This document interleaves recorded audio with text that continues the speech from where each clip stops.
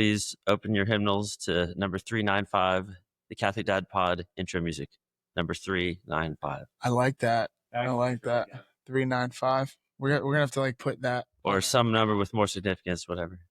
Not 316 is too cliche. We go area codes. What's 334? I'm from the 732, baby. That's no one knows what that is. No, 504 is New Orleans. Lame 504. All right. Well, without further ado, guys, we're back. No more two guys. All right. I feel like we're just kind of alternating at this point, but honored and super humbled to have Father Peyton last episode. And we're going to keep it on rolling. This is a guy, and we'll give him a chance to introduce himself in just a second. But this is a man that he and his family have kind of been another one of those instrumental pieces within our parish that have sort of brought so many families together as one giant domestic church. So from the bottom of my heart and from Alex's family as well, thank you guys, you and your amazing wife. I didn't catch all that. Could you run through some of that? Yeah, let me just go through it. Just make the head a little bigger. So what we usually do is we introduce our guests, and then Alex and I talk about how judgmental we are. So my first impression of our esteemed guest here today, Michael LaPointe.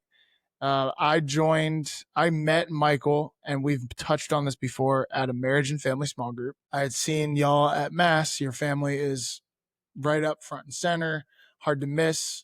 You guys are just a beautiful family. But of course, I didn't want to be at the meeting, truth be told. So I was sour and judgmental, and I judged him and I judged you. And I was just like, why are all these people here doing something other than a football game on a Friday night, basically? And so it really didn't have anything to do with Michael. I was just salty. And but slowly but surely, you're definitely one of the nicest and kindest and most reverent Catholic men that I know. Your family is a model for so many of younger families at church. And I'm just so excited that you're here. We've been talking about it for a little bit, guys, and you'll realize why it's such a surprise that he's in the garage, because God has blessed him with what? Child number 4. There we go. He's definitely a Catholic. So, Alex, first impressions before we let the man defend himself. First time I met Michael was at that same exact meeting. I was probably not as salty as this one here, but I definitely... Takes practice. It does. My wife told me we were going to go. I said, okay, but I had no idea what to expect. I think that first meeting, there were probably, 3 or 4 families? We've come a long way. Yes. We really have. Yes. But, Michael, what did I think? In all sheer honesty, I would think this dude's got jokes. That is probably what I thought. I said, this dude's got jokes and he is not afraid to make them. You and 3 or 4 other people from my entire life. Almost 30 years of it that I am now. Yes, indeed. And that was another one. He has not lost steam, and I give him all the credit in the world for that, absolutely. But goodness, I've known Michael and his family now for 3 years and some change, and those meetings are very looked forward to now. They've blossomed into many friendships, and we were all just together this past Saturday, folks, and there's a closeness, there's a need we all have to, we see each other and we see that we're all in the same stage of life, going through a lot of the same triumphs and trials every day. And Michael and his wife are, other than our Lord, the main reason we all have this support system. I think back to the true Christendom days when, towns were built around the church and it was the center, and Sunday, that was what and how everyone lived. But what Michael and his family have helped create in our parish, albeit this is modern times, it's, the year 2025, but that feeling from back then is present in our parish now. And I think you and your wife are a very, very big part of that, certainly for this community we have. So I do thank you for that, my friend. Absolutely. So you can introduce yourself now, Mr. LaPointe. Who are you? I'm Michael. What Alex and Ryan have been referring to is that my wife and I lead a marriage and family small group at our parish. If you want to take a mind-bending trip down memory lane, you actually owe this small group to Church of the Highlands. Really? Or as an editorial aside, maybe we should just say a mega church in town or whatever. I can re-record that if you don't want to. You're good. It may be prudent to not name names. It's all good. So give us where you came from, where you grew up, kind of work us through how you became the man sitting in front of us right now. Don't hold back. There's no time limit. Give us the who's who, the what's what. All right. Well, I grew up in Montgomery, Alabama, was raised Catholic, always took the faith pretty seriously. If you're familiar with the three transcendentals, truth, goodness, and beauty, everybody seems to identify more with one than the other two of those. I identify more with the truth. I figure the Catholic faith is true. I'm going to stick with it, not looking to change to some other faith that doesn't teach what is true. No point in that. I'm a very practical guy. So for most of my life, I just slowly, steadily increased in my devotion to the point I'm at now, which, 10 years ago to see this, think, oh, it looks pretty good. But like 10 years from now, I might look back and be like, I thought I knew, but I didn't really. God willing, yeah. Let's see, came here to Auburn for school, got involved with Focus, Fellowship of Catholic University Students, and the CSO, the Catholic Student Organization. Went on their Pawnee Vino retreat. No one catches the name the first time, don't worry about it. The retreat that the Catholic students do here, it was very powerful. Became a Focus missionary after I graduated. Was at Georgia Southern University. Go Eagles. Great, but go Eagles. There you go. Hail Southern. Is that what they say? I have no idea. Well, we had a football player got a scholarship to play receiver there. So I'm impressed that you knew that much. Yeah. So my number 2 team, Auburn, is my number 1. Yeah, sure. Came back to Auburn right after that. Been here ever since. What about siblings, family life growing up? What you got? I know you have a brother. Yeah, one brother. He is a priest of our archdiocese. We're very proud of that. He just got made a pastor, so we're even prouder of that. I'll give you a little bit of background on the small group.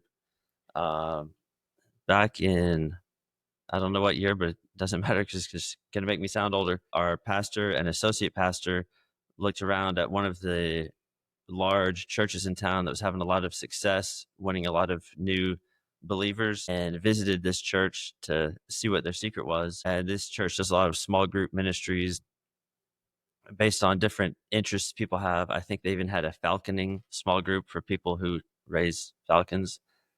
We don't have that at St. Michael, the Archangel. This is a little bit of a smaller town in Alabama. I didn't really think we'd have enough falconers in this one church in this town to support a small group. Be interested to see if they're still around. I don't know about falcons. I do love hawks around here. That's more prevalent, I think. Yeah. Thought you were an Eagles fan, my friend. Dude, I'm a jack of all trades, Alex. ELG. Yeah, that's how it goes. Yeah. S. Yeah. We're right on track. I'm a bitter Chiefs fan by marriage. Oh, I forgot about that. Sorry about that. Anybody who followed the 2024 Super Bowl and the festivities leading up to it in the city of Philadelphia will understand that chant. Yeah. We're not proud of all of it. Ryan, we are Super Bowl champions, so you can just butt out here. It's all good. Okay, well, thank you so much. It's been. Why are you a Chiefs fan? Your lovely wife is from? Is from Kansas City. There we go. Unfortunately, but we don't hold it against her. Well, we got Harrison Butker. He could be on this podcast sometime. Someday, man. Someday that would be really special. So, Michael's already touched on it. So have Alex and I. We got more than we bargained for in the best way possible out of our marriage and family group. And Alex, I love that you brought this up. So when we first went, it was 4 families, I think maybe 5 sometimes. And it was a good spread of some younger ones. I think Tess and I, when we started, we didn't even have our son at the time. We had just gotten married. So it was a really cool opportunity to, Alex had 2 kids. The LaPointes, y'all had 3 at the time.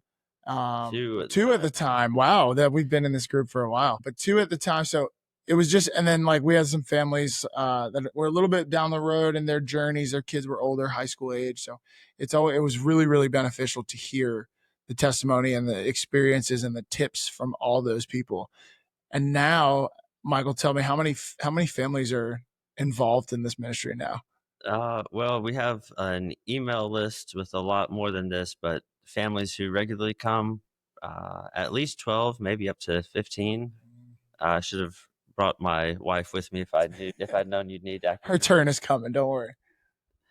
But yeah, I think when the email list goes out, so we had a marriage and family group pool party to kind of conclude to wrap up the summer, and that email, every time the email comes through and it pops up on my phone, I'm like, I didn't even know they go to these meetings. Like, here we go. There's so many people. So it really has become, I would argue, one of the larger ministries in our church at the time. So, and you could just, how did you and Laura Lynn get involved in this at the get-go? Right. So I mentioned our genesis in the pastor and associate pastor came back and wanted to start small groups, and for whatever reason they went to the young adult group, which still exists, to do this. But we had a men's small group, women's small group, and then a married couple small group. The married one is the only one still going. It's not affiliated with the young adult group anymore, thankfully, because I would have aged out.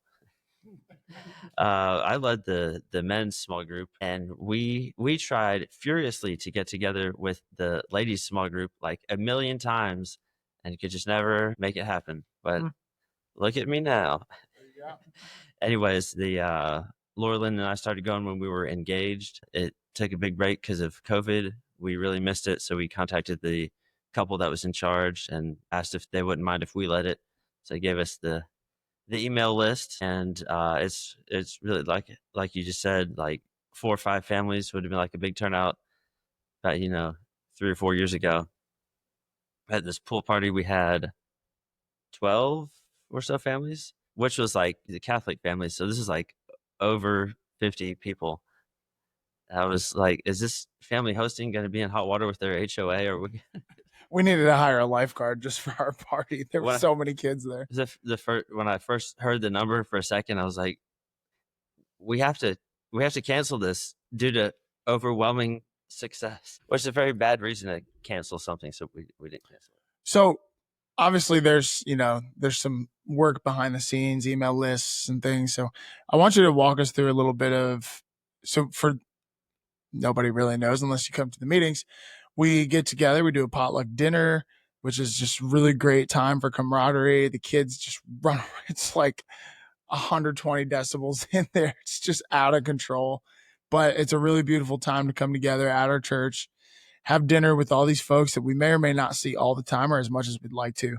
What goes on behind the scenes as far as picking things? Because after dinner, we do have some really meaningful videos to watch or discussions to have. So how do you and Laura Lynn come together discerning some stuff like that? How do you come up with the right path to lead the group? We don't do anything. It's all the Holy Spirit. He provides us to it at the exact second. No, just kidding. Not to take anything away from the Holy Spirit, but some work is necessary on your part. So I didn't know I was going to be giving away inside baseball on this episode, but there's really no secrets. So we will select a video series that we're going to watch. If anybody's considering joining, I'm just imagining how I would hear what I'm saying. I can imagine somebody hearing this and be like, talking about like your feelings and stuff. It sounds like worse than death, but really people who come like it, ask these 2 guys. And it's a very life-giving time. Anyways, we'll come up with a video series. There's an email list. Laura Lynn and I will email the people we have to come up with a calendar, like what our meeting dates for a semester. We'll do it a semester at a time. So Laura Lynn and I will email the whole group with when the meeting is going to be, ask for someone to provide the main course. Everybody else replies with a side dish that they're going to bring. So we take care of dinner that way. So that's right. You don't have to cook unless it's your week to do the entree, just a side. It's big in the Lent. Yeah, it could be a casserole you got from Publix on your way. We don't care. Not like a bag of potatoes. Just like, do something decent. If you're one of the first ones to reply, you can get away with tea and lemonade. Got to get that protein though, y'all. Come on. That's what the entree is for. Anyways, so we'll start off with dinner. Everybody eats together in the parish hall. It's very funny that you mentioned how loud the kids are. When Laura and I started attending, we were engaged. We only had one child at the time. Just kidding. We had no children. We did it all by the book. We had no children. I was like, these kids are nuts. They're like running around the room like a tornado, and they have to scream. Well, they can't do one or the other. It has to be both. This is nuts. Now I have 4. Like I don't even hear them. I think I was re-listening to episode 0.5. Ryan was mentioning like the kids are going berserk. I was like, oh, I guess they are, but I don't even hear it. It happens. It's okay. Hey, I was just gonna say, as long as none of them fall off those stage stairs, we're doing all right at the end of the day, for sure. as long as all the wounds are superficial, we're happy. Yes, indeed. So the kids will go off to the nursery. The couples will watch a video series that pertains to the Catholic faith, usually marriage or parenting or both. And we will then discuss. People can't make every meeting in a semester unless it's us because we have to, because they're busy. But generally, like, it's not a big deal if somebody misses 1 week. It's not like you're going to get nothing out of it the whole rest of the semester. Really, the discussions that we share after the video are the more important part, in my opinion. All right, Michael. So you come from a family with a very solid Catholic base. Clearly, you had parents that helped instill that in you. You're now a husband and father doing that with your family. You've got a brother who's a pastor leading a parish as well. You and your wife lead a small group. So we're going to nice and easy segue on into what Michael had on his heart to talk about tonight. We talked about marriage and family, of course. And for those from our parish listening, please, if you're interested, come join us. It really is very fruitful. But we're talking about leadership tonight, y'all. So, Michael, please introduce the why this is on your heart. Well, it'd be a little bit hard for me to pinpoint exactly why it's on my heart. Hopefully it was there because the Holy Spirit put it there. It's a topic I very much wanted to talk about. I think my wife approached y'all and was like, Michael would be great on your podcast. Unprompted by me. It's okay. I can be a bit of a ham and like the spotlight, but I try not to seek it out. But so I thank you very much for having me. So I guess it's just on my heart because I really wanted to talk about it. Part of it is because I get to talk about someone who's very special to me. That is Lieutenant General Hal Moore, author or co-author of this book that we're going to pull a lot of material from that will be expounded more on a little bit later on in this episode. I guess I'd start off by defining what is leadership. You could think of it, I guess, in 2 ways. As like a job you have, like a title on paper, like manager or like lieutenant colonel or CEO, something like that. Just something that you're given within an organizational structure. Second way to think about it would be more like characteristics of you, like leadership skills, leadership qualities. That's what I'm going to focus more on this evening. And then maybe if you're seeking some higher leadership status in your life, maybe that'll happen for you after this episode, maybe. So to kickstart this conversation, I love to ask pretty much all of our guests, if you could pinpoint, I won't limit you to one, but if you could pinpoint some of your strongest male leadership figures in your life, especially when it pertains to the Catholic faith. Could you list a few off and explain why they were so instrumental in your life? Yeah. Well, General Moore being one, we're going to talk about him a little later. I won't go into detail right now because I'm going to get a little bit more prepared on that. I'm thinking of a manager I worked for in a hardware store. He didn't have any background in retail or hardware, but he was just full of leadership qualities, which I will enumerate those later.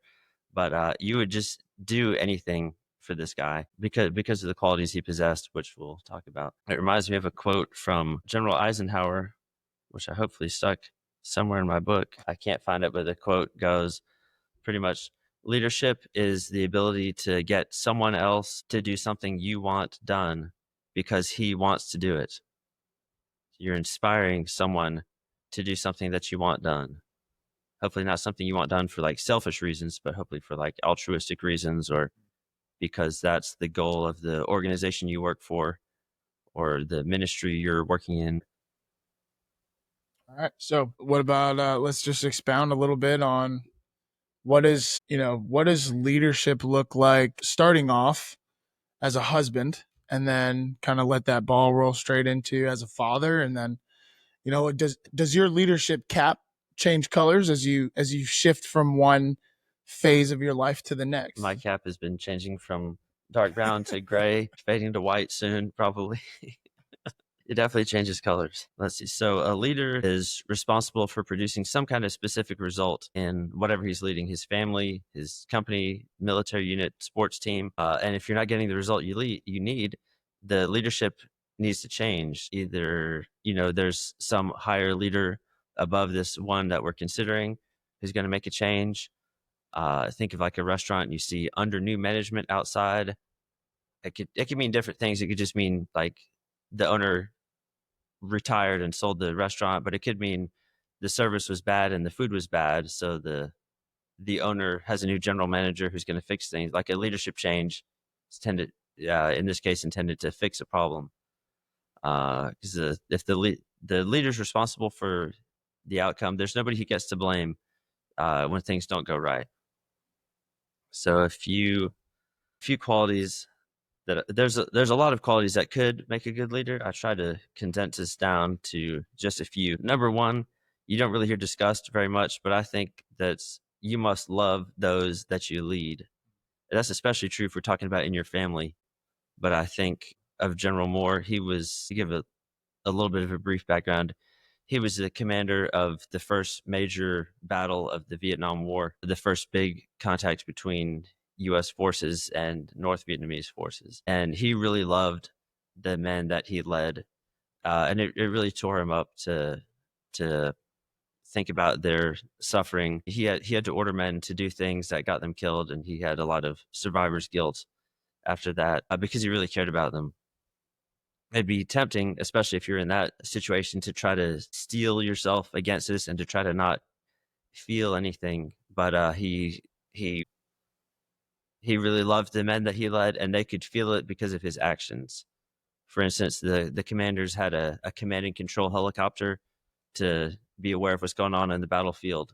So he used his, but he was not in it. He had another officer in the helicopter. He wanted to be on the ground, he said, so you can feel how heavy your men's packs are and how thirsty they are, because you're right there with them going through the same things. And, guys respected that. They might respect and admire a leader who's riding around in a helicopter, which is not a bad thing, but they respected this guy on like a whole other level. And the veterans from that battle reunited with General Moore, I think for his 90th birthday, and a lot of them came here to Auburn for his funeral when he passed away.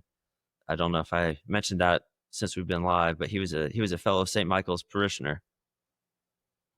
But we were talking about the principles that you need. So that was loving those you lead is the first one. And I might call that moral authority. That's an authority you're going to have over people, not because of any kind of organizational chart, but because they admire you and they want to do what you want. They want to take care of you, especially if they know you want to take care of them. I certainly, you hear a lot, Michael, and obviously quick answer would be families, but, you love your siblings, love your parents love their children. I think when you see a family that's a true unit, they radiate something, and it's very obvious what that is. I think you've already touched on it just in a brief moment, but, when you watch documentaries on a lot of sports teams that won championships, what do they say all the time? We love each other, how much they love each other. So, that when you're united in something that is greater than yourself, and you're probably going to say something very similar to this, I would imagine, but it just pushes you that much farther to, I think, it unlocks the best in people. Love does, certainly. I think you'd agree with that. Yes, no doubt. So the second quality I'd point out, and these are very practical, is you have to have the goals of your organization in mind. So you're the leader, and there's some leader at the top, but like unless you're God, you're not the absolute top person. There's always someone above you. If you're the CEO, like Jeff Bezos or Elon Musk, you're at the very top, but like you still have your customers who pay your checks. If all your customers don't like you anymore, your net worth is zero now because you lost your company. You're like, everyone is subject to your orders, but like you still have to take care of your organization, and you should feel the weight of like, got hundreds of thousands of people who work in this giant company, or in my case, I have like 6 souls to get to heaven. Those souls will exist forever. They're going one of 2 places when they leave this earth. It, it better be heaven. If they don't make it, how can I hope to? Because I'm responsible for them. Absolutely. What else you got? What's the next quality you got on your list? So the third one is wise decision making. So you're responsible for making decisions from your organization. Like if you're Jeff Bezos or Elon Musk, you're the last decision maker.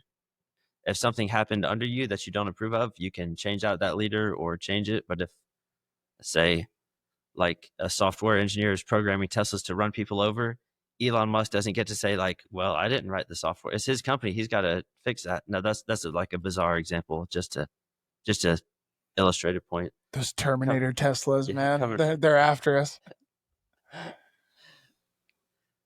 So you got to understand you're responsible for those decisions. A saying that I heard that I really like is, things are the way you want them to be. Now, the first time I heard that, I was like, there's a lot of things that are not the way I want them to be. But in your orbit, your sphere of influence, among your family, your friend group, your coworkers, things are the way you want them to be. I'll share a personal example. When I was a focused missionary, you can make as much money as you want. you have to get it by fundraising, though.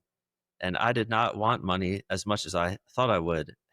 And so after my first semester, I went home for Christmas break, and I was told to come back when I was more appropriately funded. So I was making, they track how much money you make, and they want you to be making at least $2,000 a month, which is not, well, this is a long time ago. It's probably gone up due to inflation, but I was not, and I was making as much as I wanted to make. I had to recalibrate my expectations. The organization I work for needs to be making more, and really I just needed to be making more to be available to do the things that my students wanted to do, like go on a trip or go out to eat or something. If you're always strapped for cash, you don't have the freedom to be effective in your ministry, as strange as that might sound in this particular ministry. I really like what you just said, Michael. Things are the way you want them to be. What that hit on my heart personally was, all of 3 of us can attest to this. When you have young children at home, you do a lot of self-denial and a lot of dying to self every day. There's a reason they call it dying. Oh, they sure do. And especially in the secular world we have today, with a lot of attacks on the family, the picture is painted very, very often of, frankly, having children sucks. That's what they're gonna want to tell you. Don't have kids.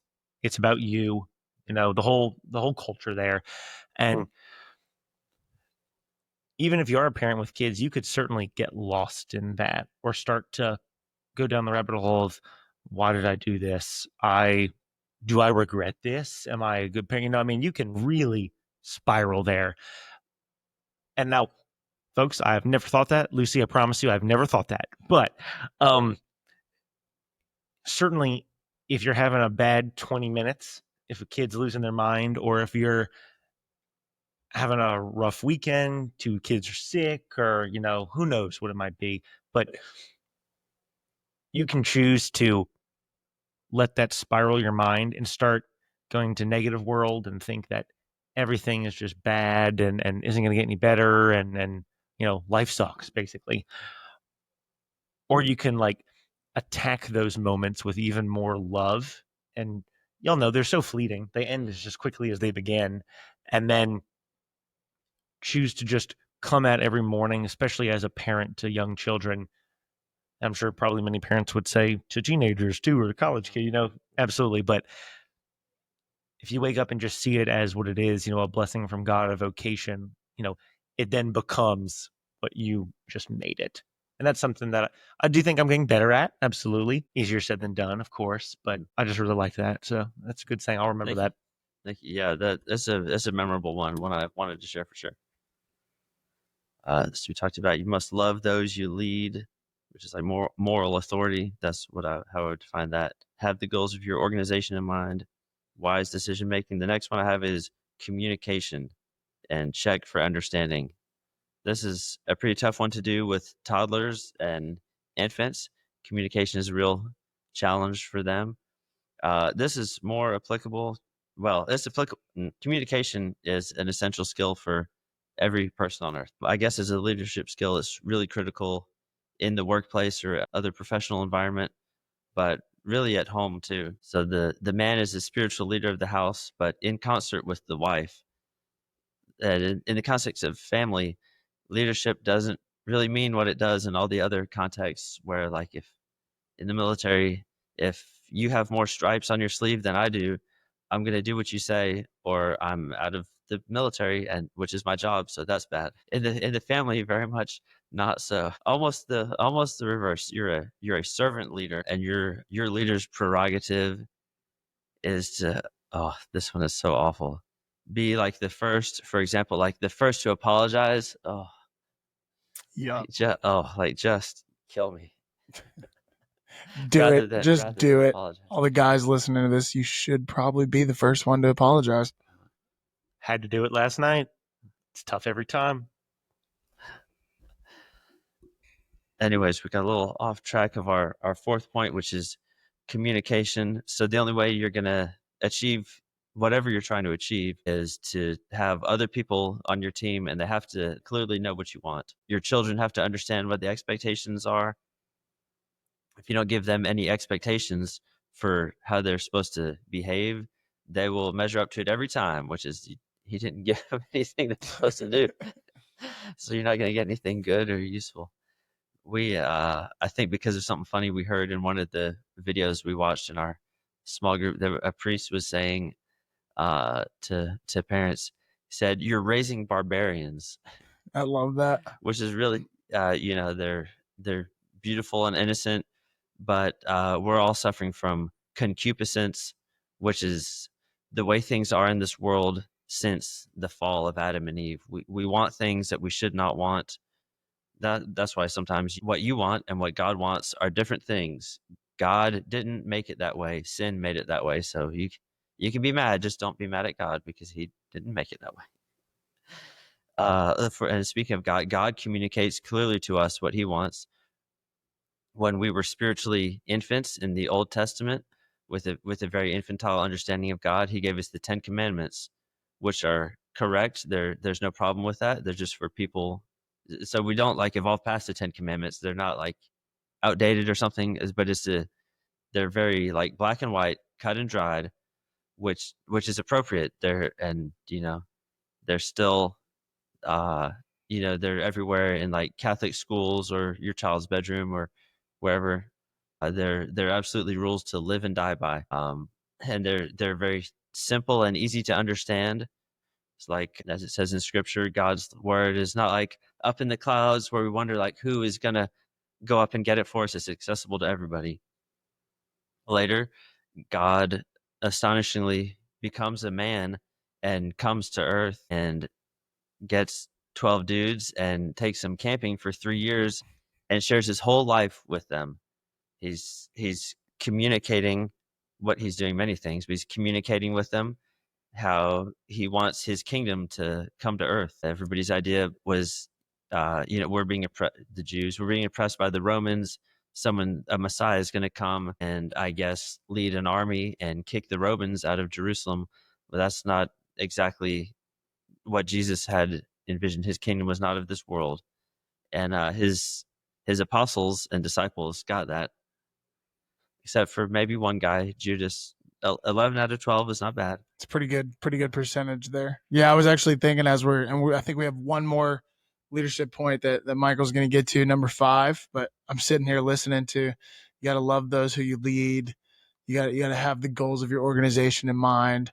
You got to be a wise decision maker. You got to communicate. And I'm just like, man, Jesus did all that. Mm-hmm. I love. I'm a big Chosen fan. So like, while he's speaking in parables and all that, they do really touch on like the confusion of the communication. Right. But it's like, just be patient, Peter. Mm-hmm. Be patient.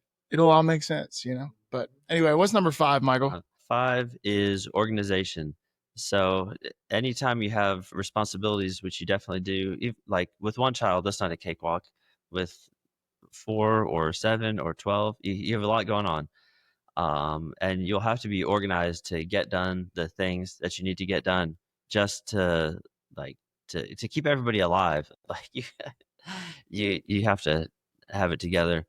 People have to be fed at a consistent time. They have to understand some expectation of how they're supposed to behave. They have to eventually get to school, go to extracurriculars, all this type of stuff. And then you have your own life. You got your obligations at work, at church, if you go to church, which I'm sure most all of our listeners do.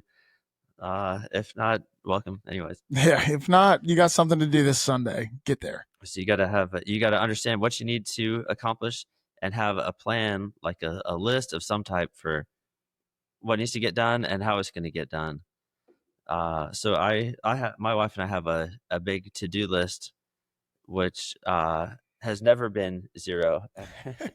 It gets longer. When you think it's getting down, it just builds back up. That's right. But guess how long it is? It's as long as we want it to be.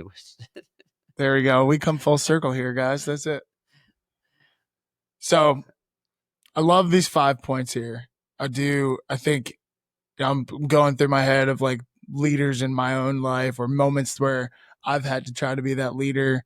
And these 5 are very relatable, I think. Traits that you can definitely try to identify within someone else or within yourself to really see where you're measuring up. Now, I'm super excited, and you've mentioned General Moore so many times. It took me a really long time to even figure out that he was a parishioner at St. Michael's. I never had the pleasure to meet him. I know he's fairly recently passed, and I'm sure you'll get to that. But I think this is a really, really awesome opportunity to do a parishioner spotlight, a late parishioner, God rest his soul. So take as much time as you need and teach us, who was General Moore? How did he kind of epitomize these leadership qualities and then some, as I'm sure he had quite a resume, both intellectually, spiritually, and in his military career as well. So I'm all ears, man. I'm ready. Right. So if you want the definitive story on General Moore, he wrote a book with Joseph Galloway, who was a reporter who was present at that battle that we were talking about. It's called We Were Soldiers Once and Young. It's a long book. I listened to the audiobook, which I checked out from the Auburn Library, and it was 14 CDs. So I don't know how many pages it is, but yeah, my pardon me, my reaction exactly. So another good book that I think is a real treasure because of where it came from is Hal Moore on Leadership. And this is co-authored by Lieutenant General Hal Moore and Mike Guardia, who's his biographer. But how this book came to be is pretty improbable. So after his passing, his family was going through his possessions and they discovered his computer hard drive was crashed. They had it recovered. They explain this in the book. And on the hard drive was the manuscript for this book. It never was published during his life. So they selected Mike Guardia to complete it and turn it into something publishable. Now, General Moore died in February of 2017. I, according to my receipt here, purchased this in St. Michael's gift shop, which doesn't have this book anymore, on November 2017. So they had some urgency. They got after it. It was already on paper for sale on the shelf. So that was a good turnaround. So as I mentioned, he'd always dreamed of being in the Army and going to West Point. He had to really wheel and deal to get into West Point. He moved to Washington, D.C. and took a job as a clerk as a very young man and was searching for different Congress congressman who could appoint him to West Point. So you have to be appointed by someone from Congress. And he searched for, I think, 2 or 3 years, and finally found someone who was willing to appoint him to the Naval Academy at Annapolis. And he was like, I'll take it, and then I'll try to find someone that you can swap appointments with, and I will go to West Point, and that other guy will go to Annapolis to be in the Navy, which he did. So that was a pretty flying by the seat of your pants experience. But my hat's off to him for showing initiative. He knew what he wanted to get done, and he didn't at every step understand exactly where it was going, but he wanted to get into West Point, and he did. It was a pretty improbable path for him. So he was there in 1943. World War II was going on, and by the time he graduated, World War II had come to an end. And being gung ho, he was a little bit disappointed to get to miss out on the action of World War II. But he did occupy Japan after the end of the war, which my grandfather also did. And if he was alive, I would ask him if he ever ran into Hal Moore. But I'm sure there's a lot of soldiers occupying Japan. They couldn't all meet. It's a whole country. Anyways, he served in combat in the Korean War after that, and then tested experimental parachutes and helped the Army come up with a new concept of air mobile combat, where they drop soldiers in by helicopter to a battlefield and go fight the enemy. In Vietnam, we had a different strategy, which was not a great one, of trying to win by killing enemy combatants faster than they could be replaced. That's as opposed to like trying to conquer territory and hold it. We did not try to capture territory, and that probably would have been a better strategy. The U.S. forces didn't lose any battles in the Vietnam War. I wanted that to be known, because a lot of Vietnam vets returned home and didn't really get any gratitude. But they all did a good job, even though like it's not necessarily, the Vietnam conflict is not really like a point of pride for our country. But I'm proud of everybody who was there and what they did. And General Moore was very proud of the men who were there, and that's what prompted him to write his book. Anyways, I'll let you either read the book or you could watch the movie We Were Soldiers, where Mel Gibson portrays him. It's really good. My dad just found it on DVD at a yard sale, and I rewatched it for like the third or fourth time. So I watched it at night after the kids are in bed, and I was like, I'll probably need 2 or 3 nights to watch it. I just watched it in one night because it was so good. I think it's over 2 hours, but it was so good. He wanted to write the book because of movies like Platoon and Apocalypse Now, which are about Vietnam, and they give kind of a negative. He felt they give a negative portrayal of soldiers or the experience they had. They're committing fratricide and doing drugs and stuff. And his experience with Vietnam was, he was really impressed by the men he was with, so he wanted to get their story out. So being the commander in that first major battle, that was more so something that happened to him. He was ordered to go to a place, find the enemy, and destroy them, and he did that. But he was the commander there. He was responsible for the outcome of that situation, and it was a somewhat improbable victory. He and his soldiers were outnumbered by, I think, better than, or you could say worse than, 10-1, and they still were victorious. And their terrible cost was paid as far as human lives, but they ended up winning. And his brave and selfless conduct in that battle, and then telling the story of his men afterwards, is why he's well known. Fast forward to fall 2007, I arrived at Auburn for school, high school. No, it was college. I'm old, and I'm was pretty involved in my faith, and like every daily mass is celebrated for the repose of Julie Moore's soul. I didn't really know who that was, but like every day for like 10 years, their intention for this mass today is for the repose of the soul of Julie Moore. Well, that was his wife, who died in, I think, 2004. And didn't really know who General Moore was. I heard, just by virtue of being a parishioner, there's a general that goes to church here, heard that he wrote a book, heard that it was a movie. But I think by the time I finally got around to watching the movie, I'm more of a watch the movie guy than a read the book guy. But getting to know him more, I had to read the book eventually. Watch the movie, realized more like how significant his service was. But by that time, I think he'd become a little too infirmed to attend mass in person. But I did go to his funeral in 2017, and a lot of his fellow veterans were there who he had commanded, and it was it was quite a spectacle. There was, I guess, Auburn's biggest fire truck with a giant American flag dangling from the bucket in the parking lot of the church. There was a big procession to I think Fort Benning or somewhere in that area. Fort Benning? Yeah. Well, it was renamed Fort Moore after him and his wife. So he was a commander in that battle. During that battle, this is portrayed pretty well in the movie. Wives back at Fort Benning are being notified by telegram that their husband has been killed, and so that's a pretty impersonal way to find out that you last time you saw your husband was the last time you will see your husband.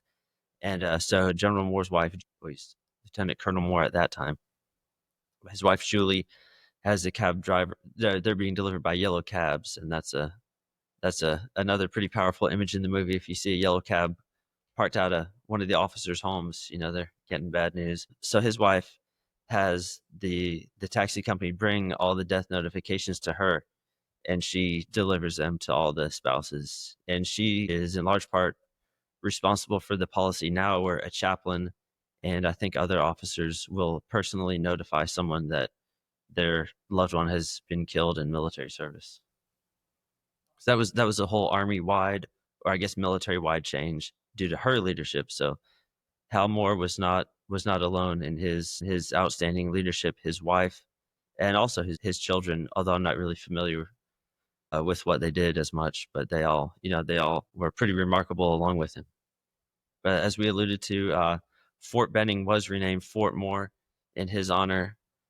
The whole idea of renaming military bases was a little controversial, so now it's been changed back to Fort Benning. But it was a little the reasons for changing the names of the bases were a little strange. But I thought Fort Moore was an awesome name. I was a little disappointed that it changed back, but you can definitely find somewhere a picture of a sign that says Fort Moore.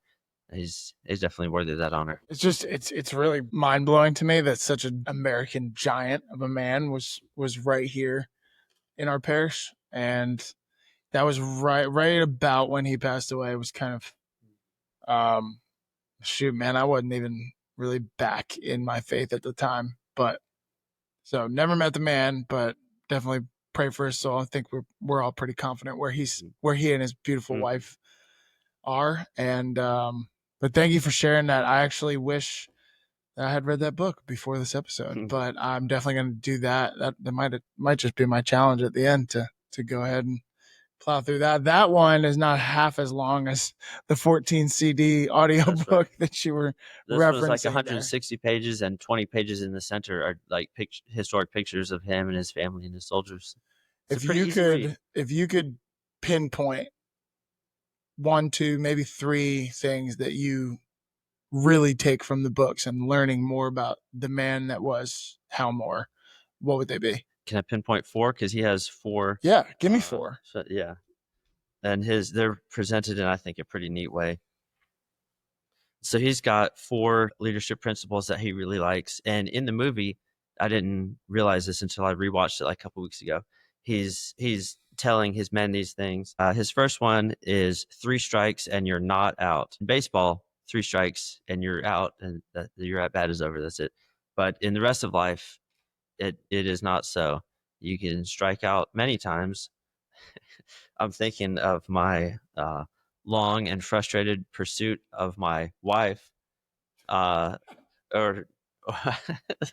and I never struck out with her. I struck out many, many times before meeting her, though. Many, many times. If I'd given up after 3, I don't know what I would be. I may already be dead and burning in hell. I don't know what would have happened. But this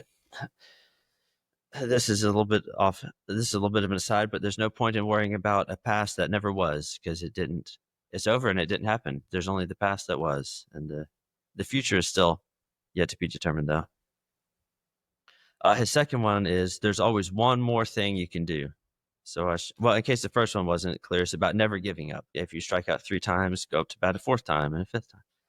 So that's about never giving up. The second is there's always one more thing you can do, and that's telling us to be diligent in preparing. So he is trying to get all the soldiers trained up for battle, and he was in charge of in the movie a battalion, which could be like 800 to 1,000 soldiers, and they've got we think of a soldier as a man carrying a rifle, like an infantryman, and certainly plenty of those in the army, but they've also got machine gunners, they've got mortars, they may have a forward air controller, which is a pilot who goes into battle with the infantry guys because he can understand how to describe the targets in a way that's going to make sense to other pilots.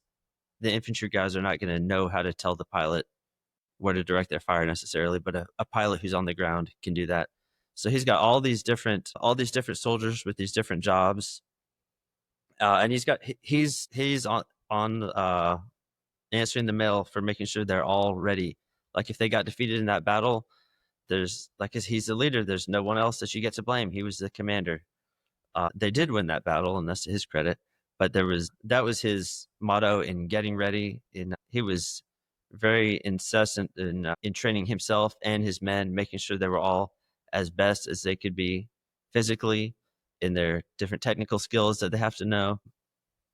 There's a lot of new and novel technology coming out in the time of the Vietnam War. He was always well informed. The French had fought in Vietnam before us, and I'm not as familiar with that history. But you see him in the movie studying the French military action in Vietnam, and I would say they left Vietnam because they were defeated militarily. I'm not sure that's 100% correct, but they did lose some battles, whereas we never did. Their public opinion was very much against the war, but we did not get defeated militarily. So he never ran out of one more thing that you could do. So when you finish that, there's always one more thing you can do. So he was very diligent and hardworking. In this book, he describes I think after Korea, but before being in Vietnam, working in the Pentagon, going in there like way early before his family was up, and he'd bring home 2 briefcases of work for himself at night. So he was a crazy hard worker, but still a family man. Family was his priority.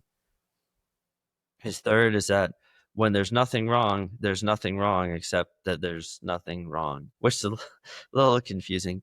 That's definitely his way of putting things. There's always something that needs your attention. Like as a parent, a business owner, a coach, whatever your leadership role is, there's always something that needs your attention, something that can be fine-tuned, something that can be improved. And he's especially thinking of in battle when it's quiet, there's no fire coming in from the enemy. A lot of times that could be because they're maneuvering to try to gain some advantage. So when the battlefield is quiet, that's when you have to be your most alert. And you could probably, if you're smarter than me, analogize that to family and business and other endeavors. But that one's especially for like an armed conflict. Everybody's heard the line from a movie, "It's quiet, too quiet." There's some truth to that, and it's probably why That's Shrek. It's in a lot of movies, probably every war movie. And the fourth is to trust your instincts. And I've had to do that as a parent for sure. A lot of times you'll perceive that something is wrong or something needs to be done. You don't understand why you have that impression because we don't fully understand how the human brain works, but we know there's a lot going on up there. So you need to trust your instinct. And I think back to times that I've like doubted my instinct, and it was like wrong to doubt my instinct almost every time. You'll hear this doesn't pertain to Hal Moore, but I've heard of like a captain of a ship. He might be even like asleep, but all of a sudden he wakes up and goes up on deck and he's like, something's wrong. We're headed the wrong way. Based on his instinct, he knew even like asleep, maybe his body was like, we should be rocking left to right in my bed, but I'm rocking back to front, so the ship is pointing the wrong direction somehow, in a way that he may not be able to explain. He knew. So God gave you this instinct. You might not fully understand it, but trust it. And sometimes, I'm sure you both had this experience 1,000,001 times. You'll have a prompting in your heart, maybe from the Holy Spirit, and you're like, I don't know why I'm doing this. This is the dumbest thing ever. I'm making this up in my head, but for some reason I'm doing it. And then you do it, and you're like, oh, thank God I did that, because like something amazing happened, or we averted disaster. So trust your instincts. Absolutely, Michael. We I liked number 2, first of all, always one more thing. First thing I thought of, I say this all the time to Lucy. I want to set you up for success, because I'm gone for hours every day, as are us as well. You guys, I mean, and that one little thing can be, stocking diapers real quick, or it can be just like laying the sleep sack out so that it's easy to lay the kid right in it and then zip them up, and they don't have to try to get it organized with one hand, or emptying the dishwasher. Like, those little one more things are very, very easy to find, and I'll say that for sure. But they all do. They help put your family in position to succeed. Absolutely. Yeah. And the people you're doing them for will eventually realize that you're doing it. Lucy probably recognizes it right away. Your other's definitely too young to understand, but this is part of your character, and which is who you are, and they will come to know it. Like General Moore probably never said "I love you" to any of his soldiers, but but they knew it. We say "I love you" a lot around here. I won't lie. Alex is a lover, guys. He wears his emotion right on his sleeve there. If you're General Moore, you can be a lover and a fighter. You don't have to choose. Yeah, but I don't think anybody's going up to their general and calling him a lover. I just don't think that's proper etiquette. Going out on a limb there.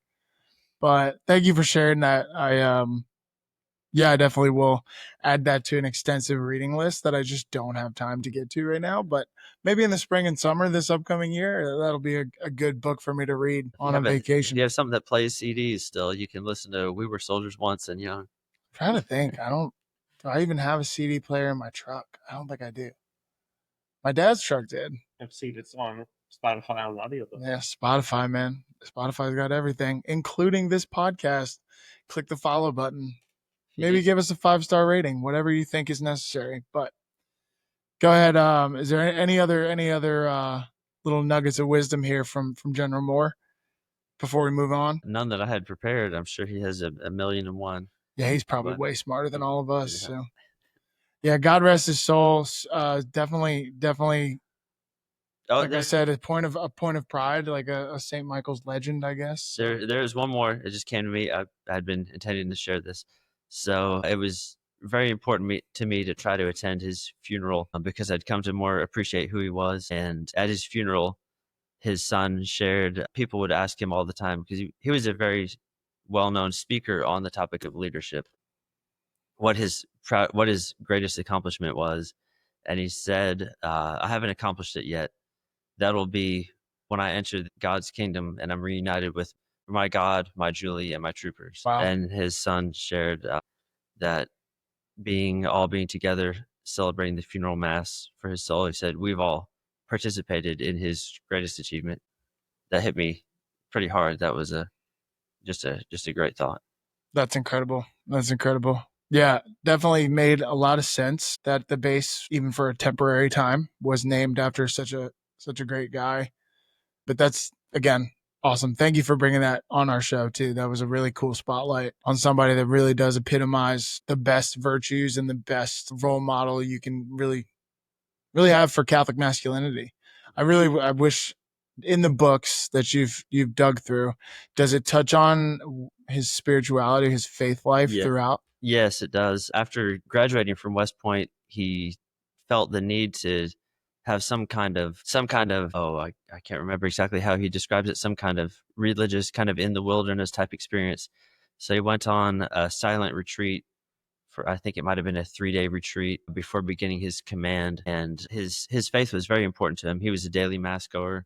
And as I mentioned, he had mass celebrated for the repose of his wife's soul for years. So it was very important to him. And even when he became a little too sick to attend in person, the priests would visit him and bring him Holy Communion, which they'd report he received very reverently, like straight at attention, like a soldier. That's wild. Of course he did. Yeah. Of course he did.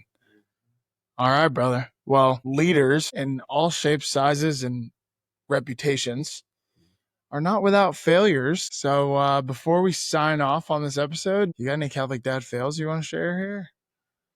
How much time do we have? This might be a 12-part episode, folks. Before we get going with these, Michael, just a quick question I like to ask. In your opinion, what do you think is men's greatest enemy toward being good leaders? What tries to drag us down? Probably, I was trying to come up with something cute to say, but nothing's coming to mind. Probably the world, the flesh, and the devil. How's that for an answer? Yeah, pretty straightforward. Yep. All right. Hit us. Give us some humor, some funnies. All right. So we were at my in-laws' house, and my daughter comes up to us and tells us that our toddler who had wandered off has got his fingers in the toilet, and then he walks up to us licking his wet fingers. The other day, I found so those two kids were sharing a bedroom when this happened. So I found the plastic tip of a cigarillo on their bedroom floor with slobber on it. So they obviously did not smoke the cigarillo, and whatever slobber the original user deposited was long since dried up. So they found the cigarillo tip, put it in their mouth, and then dropped it on the floor. Your son just got like a Black and Mild stash under the bed. For some reason, all mine are gross. I don't know why. So we were at Wendy's eating dinner right before going to mass for a holy day of obligation, the vigil before. And we pick up our infant, and under the car seat is like something brown, some brown goo, like mustard or something. Well, it was poop. Of course it was. It's always before mass. It happened to us this Sunday. And it's always poop. And it was a lot. It doesn't, if you don't have children, it doesn't necessarily have to be a huge volume to make it through the car seat, but it was a lot in this case. I was like, we're not making it tonight. We just have to go in the morning. My wife was like, no, we're going. She was thinking about, like, she had a busy day the next day. She's like, no, we're going. So we wiped up the floor at Wendy's, and his car seat clicked into a little plastic carrier in the van, so at least it wasn't going to get on the seat of the van. We drive to mass, and I hold him up while my wife puts a little plastic. So we have pet waste bags because they fit in a little dispenser we have for like diapers. We have them in our diaper bag. So I hold our son. She bags him up and then carries him into the restroom and does I don't know and I don't care what, because I don't like poop and I don't like pee. So she handled that one. She's a trooper. She's my hero for that. But we made it thanks to her bold and courageous leadership. I was going to have us go the next day. Yeah. It's like we can't make it. That was probably the cleanest that Wendy's floor has ever been. Probably. And my last one is a camping trip that I took my oldest two on, thankfully in my parents' backyard. So I have some old, I was in Boy Scouts. I did a lot of camping, not so much since having kids, but I want to. So I want to take my older two camping, and you want them to like it the first time so that they'll want to go again.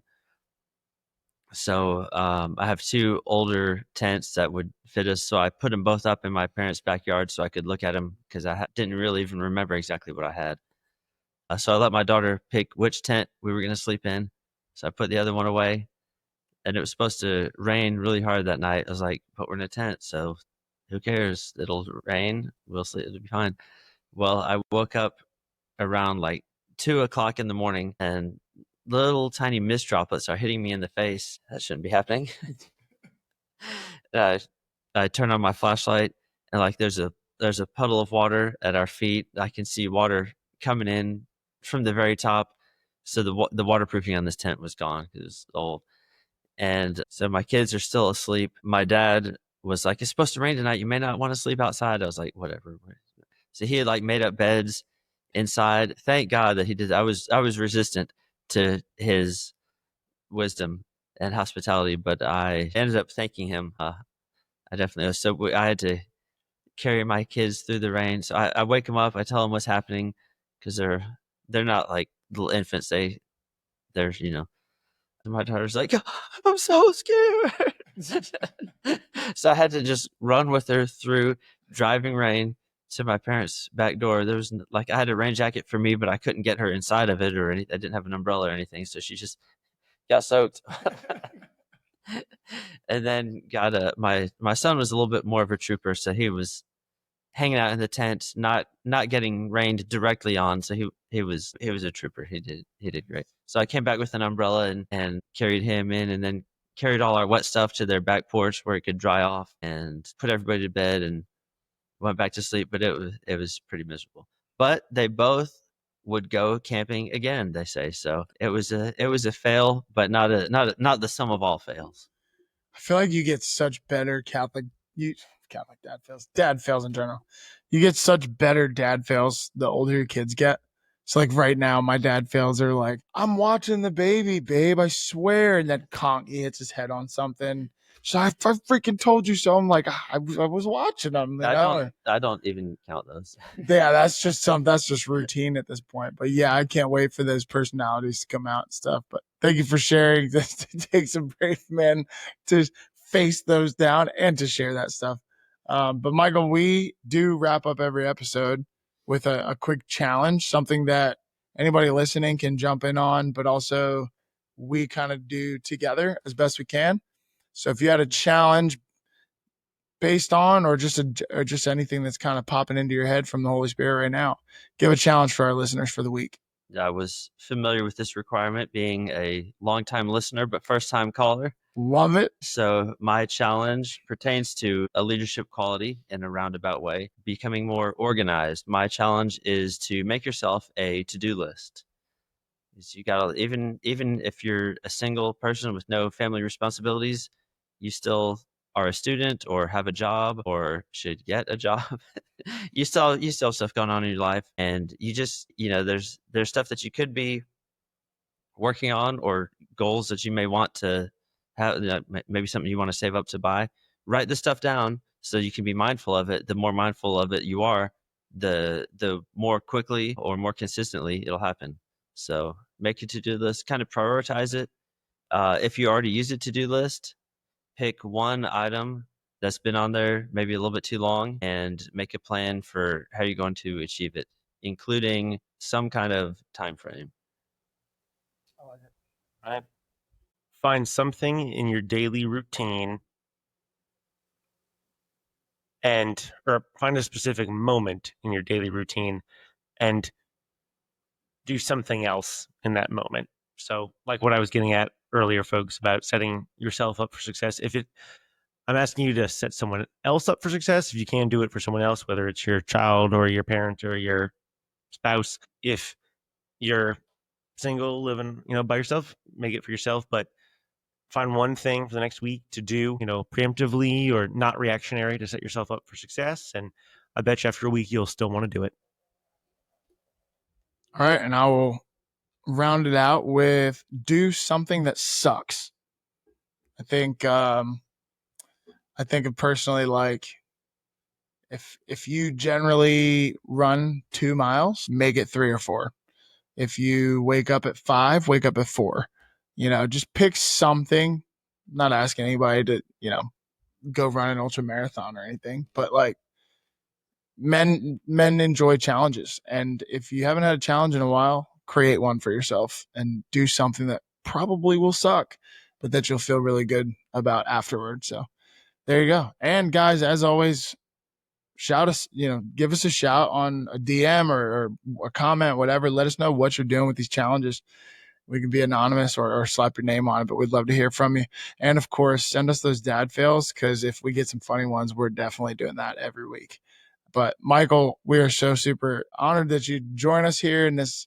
Guys, for anybody who doesn't know, on this particular day that we're filming, it was 103 degrees outside. 103. And there's only one tiny box fan in the corner of this garage. It's pretty bad. And this guy showed up like a trooper. So thank you. We will continue to pray for you and your beautiful family and that baby girl you guys just had stepping away from his duties just for a minute to come and spread some good news to the people. But we love you, brother. We love your family. We're praying for you. We're praying for our listeners. Y'all pray for us too. Anything else? Thank y'all very much for having me. We'll see you next week on the Catholic Dad Pod, folks. God bless. Gosh, I'm so maybe that's the one time I hear it. Try again. Yeah, there we go. Always.